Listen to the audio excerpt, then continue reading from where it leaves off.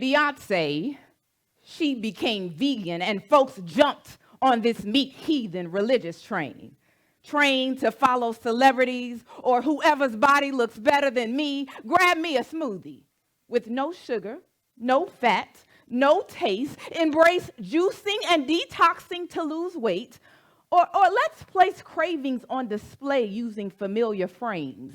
Claims made holding crispy fried chicken sandwiches, supersized fries with double cheeseburgers, tacos with chips and flavored dips, licks of triple scoop chocolate chip cookie dough ice cream, while fiends sing praises to Patty sweet potato pies.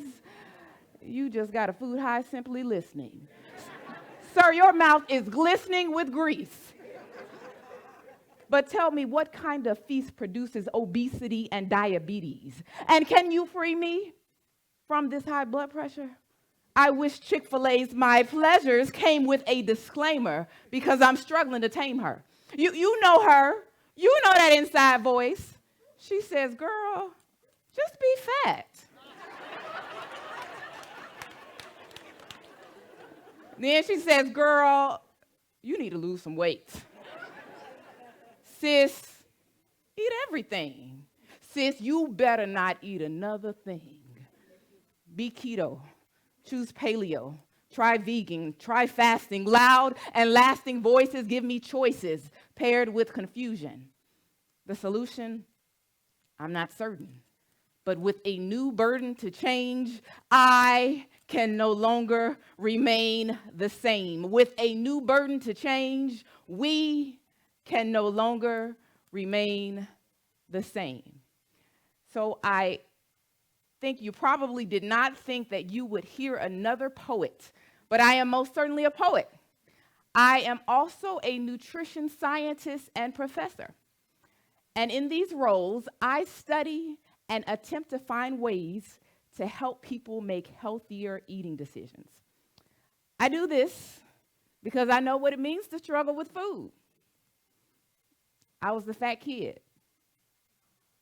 I was a kid who was teased about her weight and fat shamed by family and peers.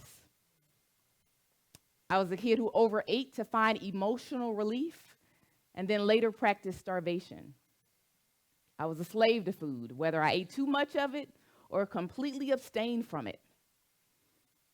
But as I became more educated about nutrition, I made it my mission to tell my story in creative ways and help others overcome similar struggles. Research shows that high blood pressure, obesity, diabetes, and other chronic health issues are all connected to our eating habits. But what I found is if we can tell our stories, if we can talk about nutrition and food using innovative techniques, we may have a better chance at improving our eating behaviors. This is why I love and use the performing arts. The performing arts not only entertains us, it not only engages us, but it makes us vulnerable to a message.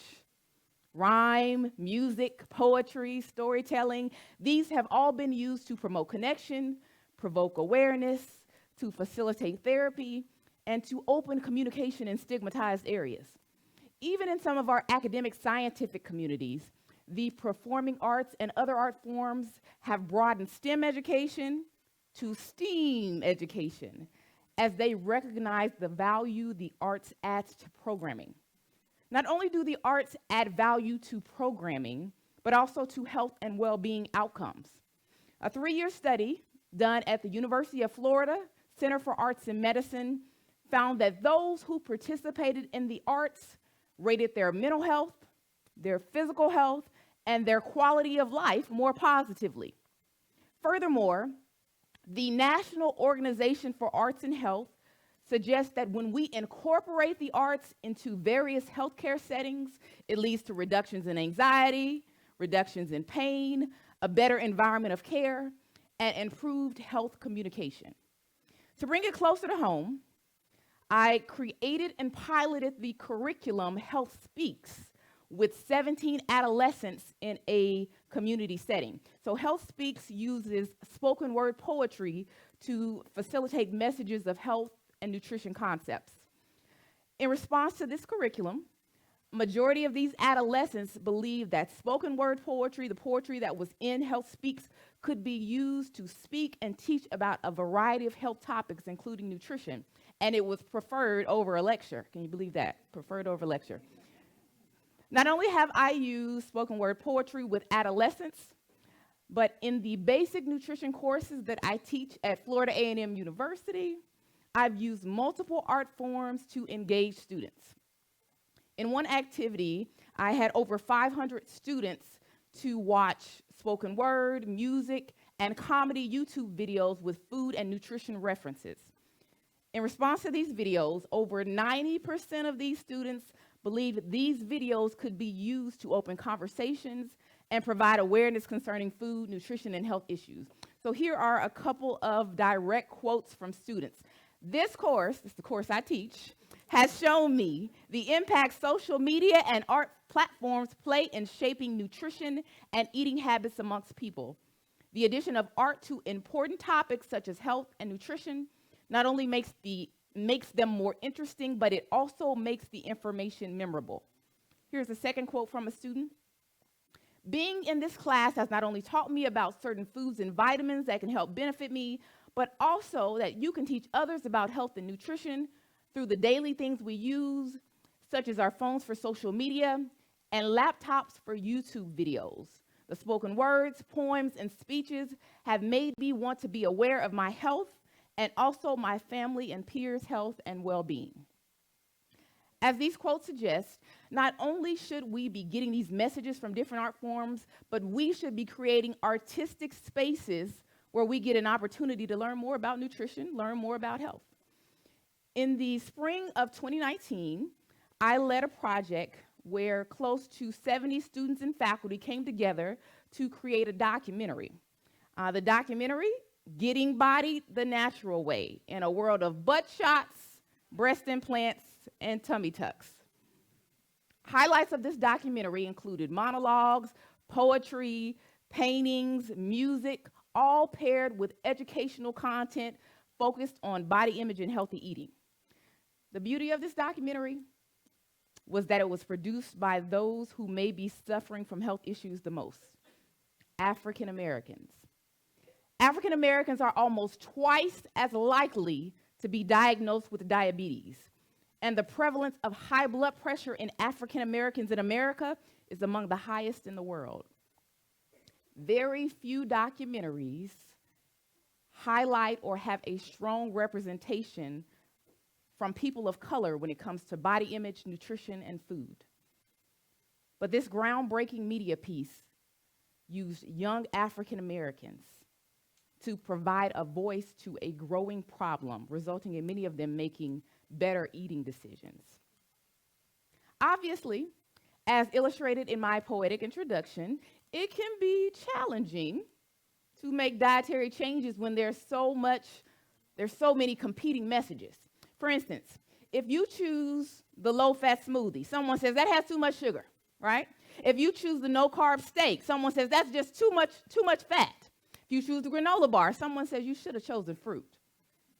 It's very difficult to win when there are so many competing messages, so much conflicting information. How do we navigate through all of these messages? The first step is to recognize that we all have a health and nutrition journey. It will look different for each person. Priorities, access, culture, goals, they will all demand different dietary needs along our journeys. My goal is to find the art form that moves you and then use it to educate you. So what moves you? What art forms provoke a response from you? How can you use the performing arts in your own journey towards healthier eating? Even further, how can we use the performing arts in our communities as we promote healthy eating and overall well-being? Statistics have demonstrated why we need a change. We know the detriment poor eating can do to our health. So I challenge you to find ways the performing arts can help you. Artistic tools surround us. Pay attention to them. Use them. So whether you're on social media and you follow the weight loss journey of someone who has a certain dietary lifestyle, or maybe you watch a YouTube video where someone is overcoming some health issue or illness and they have certain healthy eating practices, or maybe you go to a live show where you hear a comedian make jokes on how we eat, or maybe you're the person who will organize public skits and monologues that force us to think about what we are consuming. I'm asking that you find the art form that moves you and makes you critically think about the food you're eating. I'm asking that you find entertaining and engaging ways to better your own health as well as the health of our communities. As I said in the poem, with a new burden to change, I can no longer remain the same. With a new burden to change, we can no longer remain the same.